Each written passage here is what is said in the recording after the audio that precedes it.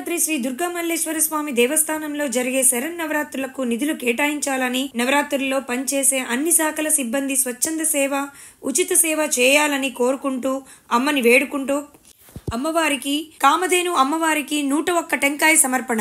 కావున హిందూ బంధువులు, అమ్మవారికి భక్తులు ఈ కార్యక్రమంలో పాల్గొనవలసిందిగా కోరుకొనుచున్నాం.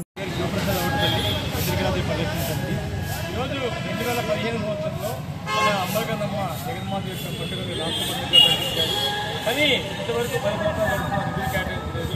ఈరోజు అమ్మవారిని వేడుకుంటూ ఈ యొక్క అమ్మ పండుగని రాష్ట్ర పండుగగా అలాగే నిధులు కేటాయించాలని చెప్పి కోరుకుంటూ ఉన్నాము. ఏదైతే సేవకులు దసరా నవరాత్రుల్లో సేవ చేస్తున్న వివిధ రకాల శాఖల వారు ఉచితంగా సేవ చేయాలని చెప్పేసి, వాళ్ళు స్వచ్ఛందంగా సేవ చేయాలని చెప్పేసి ఇంద్రకీలాద్రి పరిరక్షణ సమితి కోరుకుంటూ ఉంది. ఎందుకంటే దాదాపు సుదూర ప్రాంతాల నుంచి ఉన్న భక్తులు 10 నుంచి 12 కోట్ల రూపాయల కానుకల రూపంలో అమ్మవారు చేస్తూ ఆ డబ్బులు కానీ కానుకలు కానీ వివిధ శాఖలు తీసుకెళ్ళిపోవడం అమ్మవారి యొక్క మూలధానికి చాలా ఇబ్బందికరంగా ఉంటుంది. కాబట్టి అమ్మవారి యొక్క పండుగ రాష్ట్ర పండుగగా చేసి నిధులు కేటాయించి వివిధ శాఖలు స్వచ్ఛందంగా చేయాలని చెప్పి ఇంద్రకీలాద్రి పరిరక్షణ సమితి కోరుకుంటుంది. అలాగే మనం చూసినట్లయితే నిన్న ప్రభుత్వం వారు ఒక మంచి ప్రకటన చేశారు.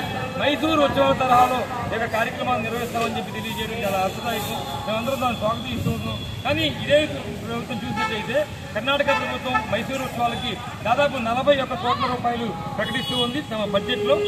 వివిధ శాఖల ద్వారా అంటే మన మైసూర్ డెవలప్మెంట్ అథారిటీ 12 కోట్ల రూపాయలు, అలాగే మన కర్ణాటక ప్రభుత్వం 30 కోట్ల రూపాయలు ప్రకటిస్తూ ఉంది. అలాగే మనం కూడా ఆంధ్రప్రదేశ్ రాష్ట్ర ప్రభుత్వం తప్పకుండా ప్రత్యేకమైన బడ్జెట్ దుర్గా మల్లేశ్వర స్వామి దేవస్థానంలో జరిగే దేవీ శరణారాధనకు కేటాయించాలని, అమ్మవారి యొక్క పండుగ నిర్వహించాలని, ప్రతి భక్తులు చక్కగా దర్శనం చేసిన విధంగా ఉండాలని చెప్పేసి